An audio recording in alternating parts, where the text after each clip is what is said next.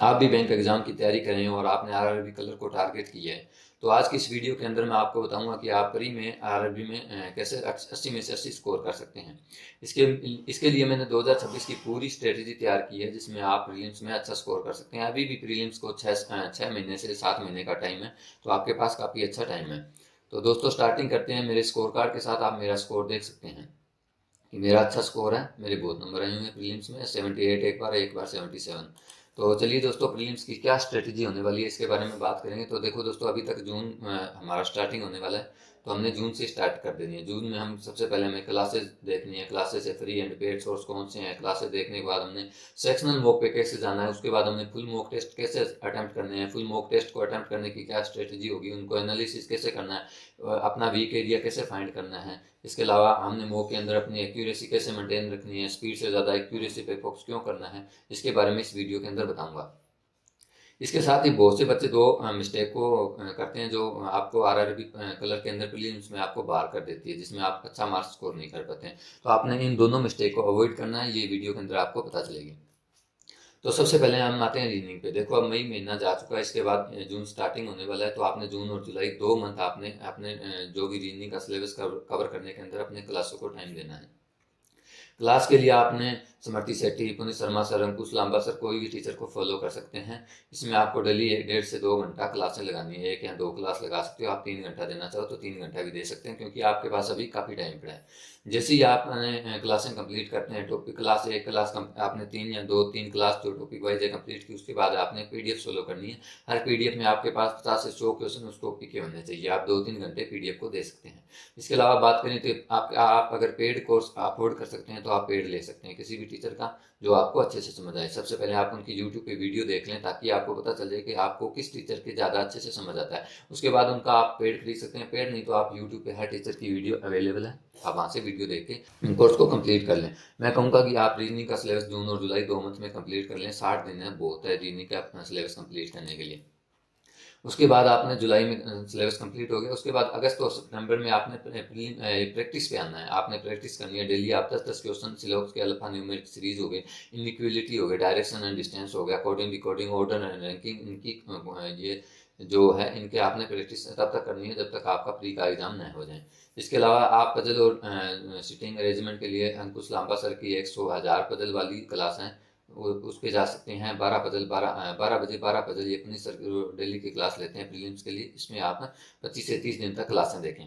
क्लासें देखने के बाद आपने गाइडली की पीडीएफ सोल्व करनी है। अगर आप पेड अफोर्ड कर सकते हैं तो गाइडली की, वरना आपको एग्जाम पंडित नाम की एक वेबसाइट है, उस पर जाइए। आपको उस साइट पे टॉपिक वाइज पजल और सिटिंग अरेंजमेंट की पीडीएफ मिल जाएगी, जिन्हें आप सोल्व कर सकते हैं।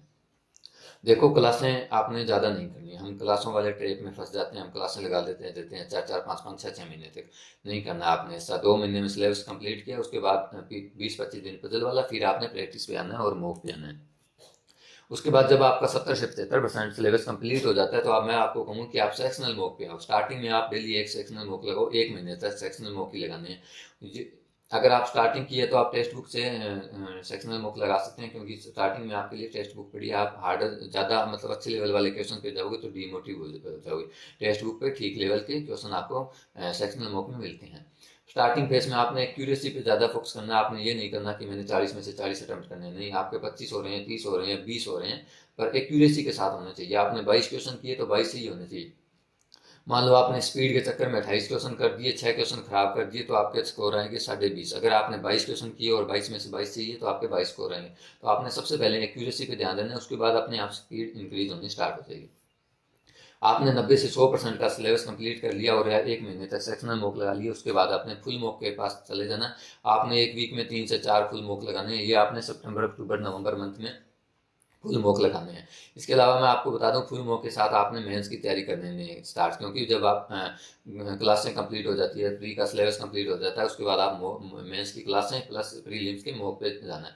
मॉक अटेम्प्ट करना है, उसके बाद एनालिसिस करना है। एनालिसिस करते समय आपने ये जरूर देखना है कि आपके किस टॉपिक के क्वेश्चन ज़्यादा गलत हो रहे हैं, किस टॉपिक में आपको ज़्यादा टाइम लग रहा है। तो आपने फिर उन टॉपिक की दोबारा से क्लासेस देखने की जरूरत है तो दोबारा क्लास देखो। अगर आपको ज़्यादा प्रैक्टिस की जरूरत है तो आप 200 150 250 जितने भी क्वेश्चन हो सकते हैं उस टॉपिक के क्वेश्चन को दोबारा सोल्व करो। दोबारा सोल्व करोगे तो आपकी स्पीड बनेगी, उसके बाद दोबारा आप मॉक देने जाओगे तो आपको उस टॉपिक में कोई दिक्कत नहीं आएगी, आप उस टॉपिक को स्मूथली सोल्व कर पाओगे और आपकी स्पीड बढ़ जाएगी। जहाँ आप पहले 1 मिनट, 1.5 मिनट, 2 मिनट लगा रहे थे, वहाँ आप 40 सेकंड में क्वेश्चन करोगे। इस प्रकार ही मॉक के अंदर धीरे धीरे जो स्पीड है वो बढ़ती है। ऐसे नहीं है एक बार में, मैंने भी एक बार में से स्टार्टिंग में लगाया और मेरे 80 में से 80 स्कोर आ गए, नहीं। मेरे भी 40 आते थे, 35 आते थे, एक बार तो मेरे 27 स्कोर आया, उसके बाद धीरे धीरे मेरे मॉक में 70, 75 प्लस, अब तो लगभग मॉक में 75 प्लस रहते हैं। इसके साथ ही मॉक में आपको मैं बता दूं कि परसेंटाइल पे ध्यान देना है, मॉक के स्कोर पे नहीं। कई बार ऐसा होता है एक हार्ड मॉक आया, उसमें आपके 70 के मॉक पे, 65 के स्कोर पे आपके 95% प्लस परसेंटाइल आ गई। एक ऐसा मॉक है जिसमें आपने 76 अटेम्प्ट कर दिए और उसमें अंदर आपके परसेंटाइल आई है 90। तो देखो मॉक टू मॉक वेरी करता है, कई मॉक आसान होते हैं, कई ज़्यादा कठिन होते हैं। ठीक है, इसके बाद हम आए जाएंगे क्वांट में। क्वांट देखो जून और जुलाई में रीजनिंग के साथ ही क्वांट का सिलेबस कवर करना है।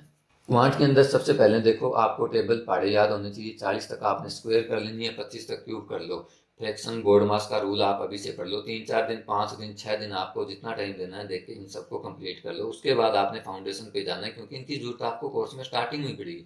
आप नंबर सीरीज करोगे तो उसमें भी आपको इसकी जरूरत पड़ेगी, क्यूब स्क्वायर की टेबल की जरूरत पड़ेगी। तो सबसे पहले कंप्लीट करना है आपने फाउंडेशन कोर्स करना है। ये आप पेड कोर्स खरीद सकते हो। पेड कोर्स मैं कहूँगा कि बेस्ट है, क्योंकि पेड में क्या होता है, हमें अरेंज की क्लासें मिल जाती है। यूट्यूब पे हमको टॉपिक वाइज सर्च करना पड़ता है, उसमें अंदर फाइंड करनी पड़ती है कि कौन से टीचर की कौन सी क्लास हमारे लिए बेस्ट है। फिर उसमें क्या होता है, ऐसे पूरा मतलब अरेंज करके नहीं पढ़ाया जाता हुआ। तो मैं बताऊंगा कि पेड कोर्स में आप दाम है थीरो 2026 वाला आशीष अरोड़ा सर का लेना तो ले सकते हो। Zero to infinity Harshal sir का कोर्स है वो ले सकते हो। सुदर्शन बेच है कौशिक सर का ले सकते हो। फाउंडेशन के लिए आप कोई भी टीचर आपको बढ़िया मतलब जो लगे उसका आप कोर्स ले सकते हो। अगर आप कोर्स अफोर्ड नहीं कर सकते हैं तो आप यूट्यूब पे फ्री भी देख सकते हैं। फ्री में आप पढ़ना चाहो तो कौशिक सर की यूट्यूब पे प्ले लिस्ट अर्थमेटिक की वो सबसे बेस्ट है। इसके अलावा मेरे को लगा नहीं कि ज़्यादा किसी का कंटेंट डाला हुआ होगा। बैंकिंग फाउंडेशन बेंच है, सुमित सर है बैंकिंग वाला, उनका अगर आपको समझ आए तो कहूँगा कि उनका भी ये फाउंडेशन का पूरा कोर्स है, 60 क्लासें शायद आप देख सकते हैं। इसके बाद आपने जैसे अर्थमेटिक कर ली, नंबर सीरीज, ये स्पीड मैथ कर लिया, उसके बाद आपने जाना डीआई पे, कंप्लीट डाटा इंटरप्रिटेशन। डीआई की क्लास में है। डीआई के लिए मैं कहूँगा कि आशीष अरोड़ा सर की डीआई जीरो लेवल 2026 वाला चल रहा है, उसमें अब तक शायद 10-11 क्लास हो चुकी है। उसमें आपको डीआई के जितने भी फॉर्मेट होते हैं, जितने भी पैटर्न होते हैं, उनकी क्लासें मिल जाएगी, वहाँ से आप डीआई कर सकते हैं। या आप मैं कहूँगा फ्री में कर सकते हैं।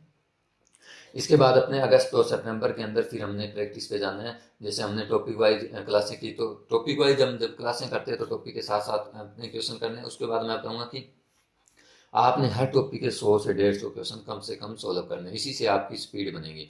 आप इस रोज 150, 200, अगर आप 200 करना चाहो तो 200 भी कर सकते हो। टॉपिक वाइज आपने अच्छी प्रैक्टिस करनी है। इसके लिए आप आशीष अरोड़ा सर की चेकलिस्ट का फ्री है, जो आप डेली प्रीलिम्स की चेकलिस्ट लगा सकते हैं। एग्जाम पंडित वेबसाइट है जहाँ पे आपको क्वांट रीजनिंग सबकी मतलब फ्री पीडीएफ मिल जाती है, उनको निकालो और सॉल्व करो। डेली 5 पीडीएफ, 6 पीडीएफ सोल्व हो, 3 दिन, 4 दिन, 2 दिन आप प्रैक्टिस में हर टॉपिक को दो। 2 दिन बहुत है, मतलब टॉपिक के लिए आप मतलब 10-15 टॉपिक है तो 30 दिन, या 3 दिन दो तो 45 से 50 दिन में आप टॉपिक कर लो। 2 मंथ दिए मैंने, अगस्त और सितंबर में 60 दिनों में आपने ये प्रैक्टिस कर लेनी है टॉपिक पीडीएफ से। अगर आप अफोर्ड कर सकते हैं, आप पैसा लगा सकते हैं, तो गाइडली की पीडीएफ ले लो, जहाँ टॉपिक वाइज आपको मतलब सारी पीडीएफ मिल जाएगी। वहाँ से आप पीडीएफ उठाओ, स्टार्ट करो, टॉपिक वाइज एंड करो। इसके साथ ही मैं कह दूंगा कि जब आपका सिलेबस कंप्लीट हो जाए तो आपने 20 से 25 question number series, inequality, approx और सिंप्लीफिकेशन, स्क्वायर और क्यूब ये स्टार्ट करने हैं। ये आपने प्रैक्टिस के साथ साथ करने हैं, और ये आपने जब तक आपका प्रीलिम्स का पेपर हो ना जाए तब तक कंटिन्यू रखना है।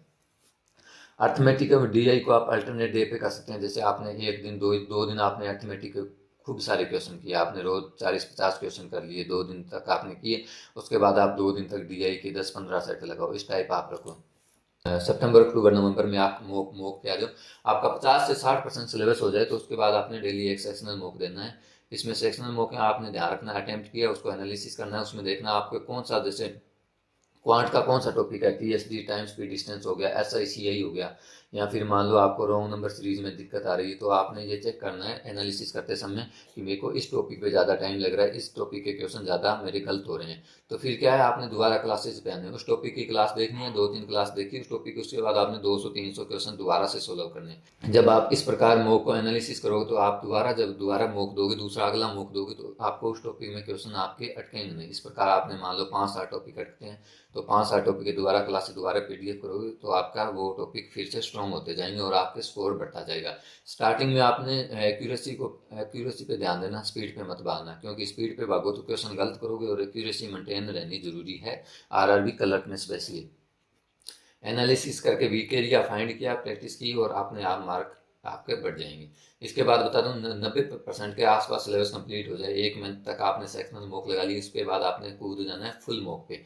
1 वीक के अंदर आपने 3 से 4 फुल मॉक देना है, और जैसे एक दिन मॉक दे दी, अगले दिन एनालिसिस करना है उसको। इसी फुल मॉक में भी आपने फाइंड करना है कि आपके वीक एरिया कौन से हैं। आपको बताऊं, टेक्स्ट बुक का मॉक है, उसमें बताता है कि इसमें आपको जैसे 1 मिनट लगाए, टॉपर को 40 सेकंड लगाए, एवरेज इसको 60 सेकंड 45 सेकंड लग रहा है। तो आपने ये ध्यान रखना है कि आपके एवरेज से ज़्यादा या टॉपर से ज़्यादा बहुत ज़्यादा टाइम लग रहा है, तो उन टॉपिक को आप दोबारा से प्रैक्टिस करो और फिर मॉक दो, तो आपकी स्पीड अपने आप इंक्रीज हो जाएगी। अगर आपने अभी इसी साल बैंक की तैयारी की है, तो मैं कहूँगा कि आप सिलेबस कवर करने के बाद टेक्स्ट बुक की मॉक दो। टेक्स्ट बुक के मॉक बढ़िया है स्टार्टिंग के लिए। अगर आपने पिछले साल से तैयारी करें हैं, आप दोबारा तैयारी करें हैं, तो आप काइंडली के मॉक दे सकते हो प्रैक्टिस के लिए। अब मैं आपको एक बोनस टिप देने वाला हूँ, ये बहुत काम आएंगे। देखो, एक तो आरआरबी कलर के अंदर आपको एक बार रीडिंग करने के बाद ही क्वेश्चन समझ आ जाना चाहिए। अगर आप 3-3 बार 2-2 बार क्वेश्चन रीड करके समझ रहे हैं, तो आपका स्कोर मैं कहूँगा 40 से ज़्यादा जाएगा नहीं 80 में से। 1 रीडिंग ऑल अंडरस्टैंडिंग, एक बार पढ़ो क्वेश्चन समझ आ जाना चाहिए, ये आपको करना है। इसके लिए आपको बहुत ज़्यादा क्वेश्चन प्रैक्टिस करने होंगे। उसके बाद बहुत सारे स्टूडेंट ये गलती करते हैं जिनके कारण उनका प्रीलिम्स रहता है। मैं आपको बता दूं कि 80% बच्चे जो प्रीलिम्स में रहते हैं उनकी ये गलती होती है, वो किसी क्वेश्चन में स्टक होते हैं, उस क्वेश्चन को करते हैं, उस क्वेश्चन को 4 मिनट दे देंगे, ईगो पे ले लेते हैं कि ये क्वेश्चन मैंने करके ही जाना है, और 4 मिनट देके आपने उस क्वेश्चन को सॉल्व किया। हो सकता है कि इस 4 मिनट के बदले आप अगले कोई क्वेश्चन पे जाते तो आप 5 क्वेश्चन कर सकते हैं, 40-40-30-30 सेकंड में एक क्वेश्चन उठा देते हैं। तो आपने ईगो पे नहीं लेना है। क्वेश्चन स्टक हुआ 20 second 30 second 40 second maximum 50 second लगा दिया, नहीं हो रहा क्वेश्चन, तो भाई नेक्स्ट पे क्लिक कर जाओ। उस क्वेश्चन पे फंसोगे तो आपका प्रीलिम्स रह जाएगा, क्योंकि आरआरबी क्लर्क के अंदर प्रीलिम्स में आपको बहुत स्कोर चाहिए। आपके 75 अटेम्प्ट तो होने ही चाहिए। अगर आपके इतने अटेम्प्ट हैं, और इतने अटेम्प्ट तभी कर पाओगे जब आप एक क्वेश्चन को 40 से 45 30 सेकंड 35 सेकंड दे पाते हो। अगर आप 2-2 3-3 मिनट 1 सेकंड दोगे तो आप फिर 45 मिनट में 30 ही क्वेश्चन नहीं कर पाओगे। एक दूसरी चीज़ है, बोनस टिप है कि एक्यूरेसी, स्टार्टिंग में आप एक्यूरेसी पे जाओ, उसके बाद अपने आप स्पीड इंक्रीज हो जाएगी। वीक टॉपिक फाइंड करो। ऐसे नहीं आपने मॉक लगाया छोड़ दिया भाई बस ठीक है मॉक लगा लिया, मैंने 100 मॉक लगा लिए, नहीं, मॉक लगाओ, एनालिसिस करो, उसमें वीक टॉपिक कौन सा, आपको किस टॉपिक पे ज़्यादा टाइम लग रहा है, कौन से टॉपिक के क्वेश्चन ज़्यादा गलत हो रहे हैं, उनको ढूंढो, फिर उनकी वीडियो क्लासें लगाओ, उनको दोबारा से प्रैक्टिस करो। इस प्रकार आपके मार्क्स इंक्रीज होंगे। अब बात करते हैं मेरे कौन से सोर्स हैं। देखो, मैंने क्वांट के लिए क्लास लगाई थी आशीष सर की, दोनों मैंने प्री और मेंस दोनों ही आशीष सर को फॉलो किया था। इसके लिए मैंने मैथ हीरो 2025 का मतलब सिलेबस किया था, फाउंडेशन बेंच, और डीआई के लिए मैं उड़ान डीआई का कोर्स किया था। इसके अलावा मैंने और भी कोर्स लगाए थे जो आशीष सर के थे।